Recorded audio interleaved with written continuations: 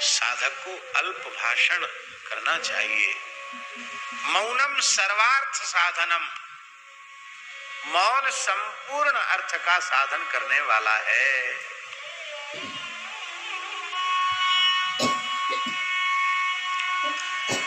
प्राचीन परंपरा जो थी उपदेश की, वो सूत्रात्मक ही थी। इसलिए हमारे यहाँ नारद भक्ति सूत्र, पातंजलि योग सूत्र, ब्रह्म सूत्र, व्याकरण भी महर्षि पाणिनि के सूत्र, उसके भी मूल 14 सूत्र, चतुर्दश माहेश्वर सूत्र। ज्यों-ज्यों मेधा क्षीण होती चली गई, ज्यों-त्यों उसके व्याख्यान की आवश्यकता पड़ती चली गई। आरंभ में तो सूत्रात्मक भी उपदेश नहीं था, एक अक्षर बोल दिया उपदेश मिल गया। देवता ब्रह्मा जी के पास गए, बोले मुझे उपदेश दीजिए। ब्रह्मा जी को वाणी का महत्व मालूम है। ब्रह्मा जी बोले द इति। दैत्य दानव पहुंचे, बोले ब्रह्मा जी हमको भी उपदेश दीजिए। ब्रह्मा जी बोले द इति। मनुष्य पहुंचे, महाराज हमको उपदेश दीजिए। ब्रह्मा जी बोले द इति। तीनों को दा कहा, समझे? दिलने तो हम भी पूज्य हो जाएंगे। अब बिल्कुल ठीक समझा, तुम्हारा कल्याण सब प्राणियों पर दया करने में है। फिर तुम असुर नहीं रह जाओगे, फिर तुम दैत्य नहीं रह जाओगे। मनुष्यों से पूछा तुमने क्या समझा? मनुष्यों ने कहा महाराज हमने यही समझा कि मनुष्य यह जानता है कि सब कुछ नष्ट हो जाने वाला है, पूरी कौड़ी भी साथ जाने वाली नहीं है, लंगोटी भी तो साथ लेके नहीं जा सकते। फिर भी मनुष्य दिनों रात भोगों के संग्रह में, संपत्ति के संग्रह में लगा हुआ है। लोभ पूर्वक छल कपट दंभ का आश्रय लेकर के धन येन केन प्रकारेण धन का संग्रह हो, इसी में लगा हुआ है। तो आपने हमसे कहा कि भोग मत करो, दान करो। यानी तुम्हारे व्यवहार से परिवार, तुम्हारे अपने और अपने परिवार के, कुटुंब के व्यवहार से उस वस्तु पदार्थ को जो अभावग्रस्त प्राणी हैं, जिन्हें उसकी आवश्यकता है और उपलब्ध नहीं हो रहा है, उनको आप दो। इसी का नाम दान है। दान 2 प्रकार का होता है। एक तो शास्त्रीय नित्य नैमित्तिक दान, उसमें तो शास्त्रीय व्यवस्था है, ब्राह्मण को दान देना चाहिए, संकल्पित दान। दूसरा दान, दान दरिद्र को दीजिए मिटे दरिद्र की पीर। संत वाणी में कहा गया, जो भूखा प्राणी है, प्यासा प्राणी है, वही दान का पात्र है। वस्त्रहीन व्यक्ति किसी जाति का हो, ठिठुर रहा है ठंड से, वस्त्र का पात्र। रोगी का कोई संप्रदाय होता है? रोगी की कोई जाति होती है क्या? कोई भी रुग्ण मनुष्य औषधि का, चिकित्सा का अधिकारी है।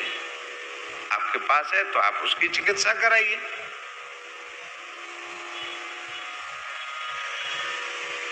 शिक्षा, चिकित्सा, अन्न, वस्त्र, इसका अधिकार सबको है कि नहीं? आपके अपने भोगने से ज्यादा है और दूसरों के पास बिल्कुल भी नहीं है, आप उनको दीजिए। इसी का नाम दान। मनुष्य का कल्याण इसी में है। प्रगट 4 पद धर्म के कलिमहु एक प्रधान, येन केन विधि दीने दान करे कल्याण।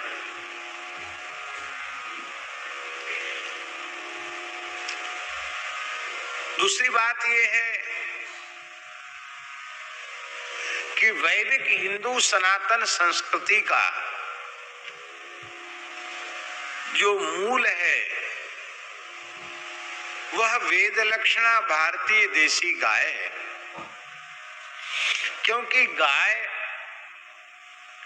केवल मनुष्यों का पोषण नहीं करती है, देवताओं का पोषण भी करती है। ऋषि इनका ही पोषण नहीं करती है, संपूर्ण प्रकृति का पोषण करती है, संपूर्ण पर्यावरण का पोषण करती है। स्वयं धरित्री है, वो धारण करने वाली है। इसलिए धरती माता का जो आदि दैविक स्वरूप है वह गाय का ही है।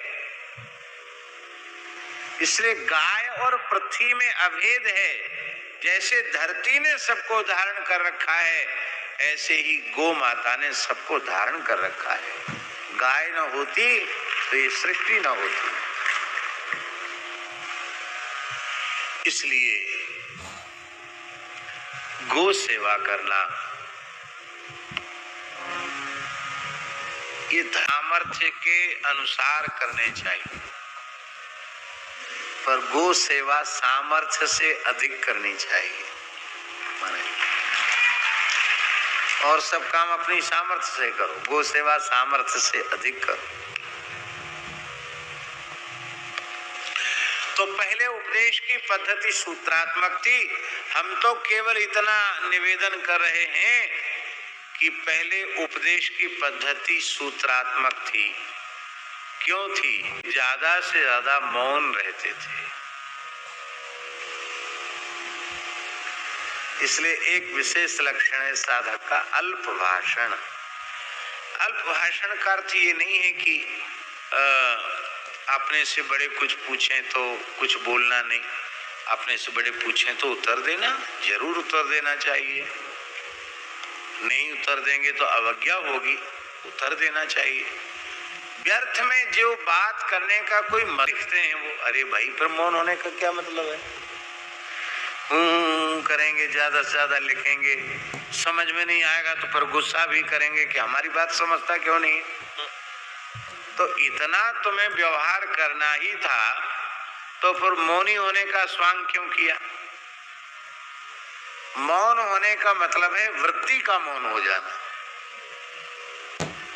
आवश्यक हो तो लिखने की आवश्यक तो लिखो, लेकिन दिन भर लिखते ही रहो तो मुंह से न बोलने का क्या मतलब हुआ?